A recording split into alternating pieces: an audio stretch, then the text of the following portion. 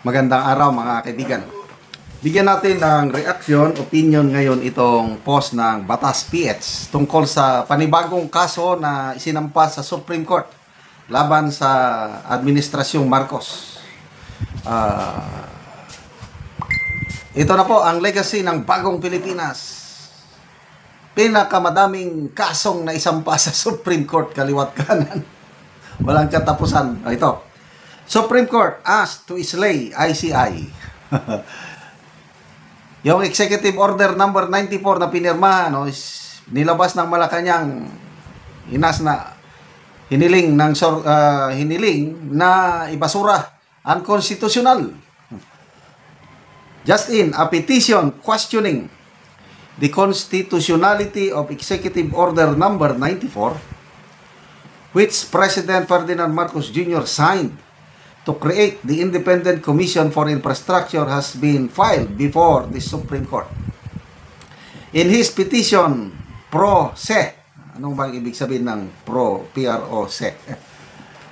A senior high school teacher named John Barry T. Tayam urged the High Court to strike down Executive Order 94, which created the ICI because it violated the constitutional provisions on equal protection and separation of powers.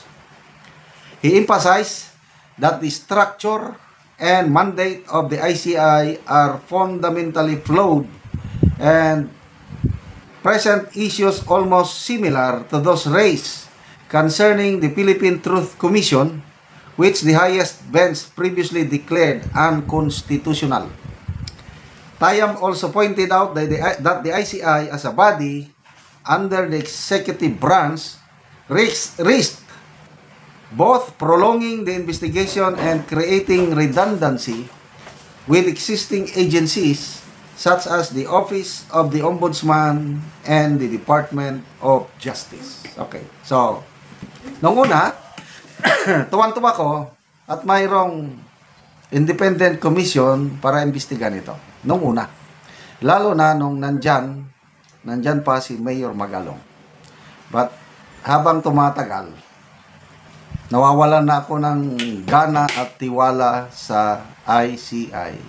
At nakikinig ako sa mga paliwanag ni Atty. Vic Rodriguez sa kanyang Facebook Live. Naiintindihan ko na. It's a waste of time, money, and effort itong ICI. Ano lang ito? Sabi ni Atty. Vic, propaganda. Pampapogi. Pang-cover up sa kanilang kapalpakan, yung ICI na yan. Pinaliwanag ni Atty. Vic, yung tatlong komisyoner, may koneksyon sa Malacanang. Hindi ko na madetalye. But naniniwala ko sa paliwanag ni Atty. Vic. Sayang lang. It's a duplication. O, tingnan nyo. Bago pa na-create ang ICI, mabilis ang DPWH sa pangunguna ni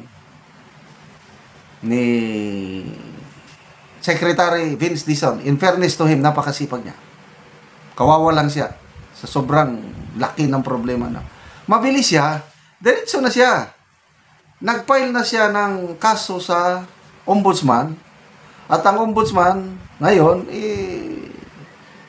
malapit na, baka next month Dahil may mga na-file ng kaso ng DPWH sa mga nasangkot, baka next month, ang Ombudsman magsampa na rin siya ng kaso sa Sandigan Bayan.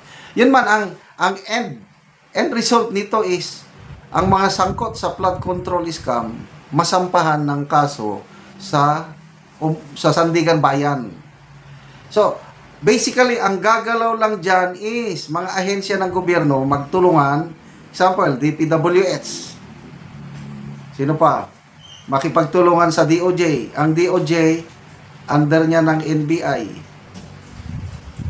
Tapos, makipagtulungan sa Ombudsman. Then, ang Ombudsman, sampa ng kaso sa Sandigan. Yun lang. Kaya, what's the use niya? Meron pang ICI. To me, hindi na kailangan. So, salamat dito sa senior high school teacher na ito. Ang galing naman niya. Pangalan? John Barry T. Tayam. Siguro may kasamaan din siyang mga abogado. So, sana aksyonan ito kaagad ng Supreme Court kasi pera ng taong bayan pa rin yan ang ginagastos. I don't know saan sila kumuha ng pundo. Kasi hindi naka-budget yan eh. And I'm sure ang Malacanang maraming pundo. O yun. Nakakuha sila ng pundo. Kaya sinisweldo gastos ng ICI. Ito ang nakakapagtaka kung seryoso lang ang Pangulo. Ang kahilingan ng mga business groups i-certify ng Pangulo na urgent yung bill na pending sa Kongreso para ipasa ang isang batas para mabigyan ng kapangyarihan ang ICI. Para magkaroon ng contempt powers. Bakit ayaw aksyonan ng Pangulo? Napakadali yung i-certify lang niyang urgent. Bakit ayaw niya? Yan ang nakakapagtaka. So, that makes me wonder na wala talaga. Ayaw nilang paapurahin. Okay na lang daw. Satisfied na ang Pangulo sa takbo ng ano. Nagkaroon na ng interim report ang ICI. May nagrekomenda na sila. Ito ang sasampahan. Punta pa rin sila sa ombudsman. Nandyan ang ombudsman na masipag kunuhay. Nandyan din ang DPWH secretary na masipag. Di pwede sila na lang. May bago na tayong NBI director. Okay. Nung nandyan pa nung hindi pa nag-resign yan si Bunuan, ay wala akong tiwala. Kawala akong katiwa-tiwala. He is part of the problem. Ngayon, nandyan na si Secretary Vince Dizon. He's doing his best he can. Pwede na. Dizon, NBI, DOJ, Ombudsman. Sige, panagutin ang dapat managot. ICI, tanggalin na yan. Kailang hindi tatanggalin yan ng Presidente dahil yan ang kanyang pet project, kunuhay. Kailang salamat. Sana umaksyon kaagad ang Supreme Court at i-declare na unconstitutional yan. Okay, yung Executive Order 94, ma-declare na unconstitutional. Salamat mga kaibigan sa inyong pagsubaybay sa ating channel.